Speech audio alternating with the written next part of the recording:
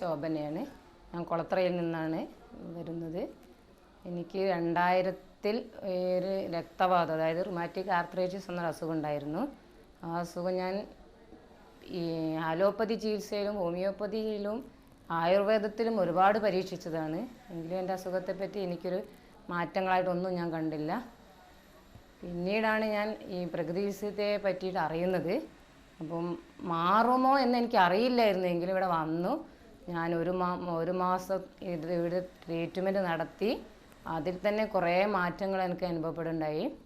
പിന്നീട് വീട്ടിലേക്ക് വന്നു 2 മാസം അവിടെ എത്തിയപ്പോഴും അങ്ങനെ 3 മാസം ഞാൻ വേവിക്കാത്ത ഭക്ഷണങ്ങളാണ് കഴിച്ചത്. 3 മാസം വേവിക്കാത്ത ഭക്ഷണം കഴിച്ചു. എൻ്റെ അസുഖം പൂർണ്ണമായിട്ടും മാറിയിട്ടുണ്ട്.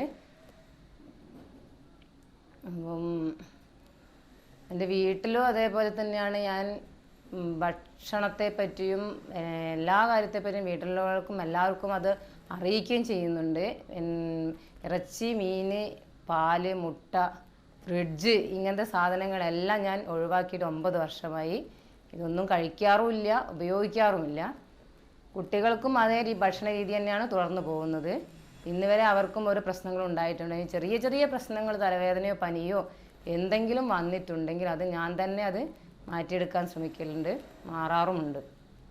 എൻ്റെ ട്രീറ്റ്മെൻറ്റ് നടത്തിയിരുന്ന സൗമ്യ ഡോക്ടറായിരുന്നു. ജേക്കബ് സാറിൻ്റെ എല്ലാ ഉപദേശങ്ങളും നൽകാറുണ്ട്. ഈ ഒരു ചികിത്സാ രീതി സമൂഹത്തിലേക്ക് വളർത്തിയെടുക്കണം നല്ല ആഗ്രഹം എനിക്കുണ്ട്. ഞാൻ പല ആളുകളോടും പറയാറുമുണ്ട്. എൻ്റെ സുജീവിത മാസിക ഞാൻ എൻ്റെ സുഹൃത്തുക്കൾക്കും അസുഖത്തെപ്പറ്റി പറയുന്നവ എല്ലാവർക്കും ഞാൻ വായിക്കാനും കൊടുക്കുന്നുണ്ട്.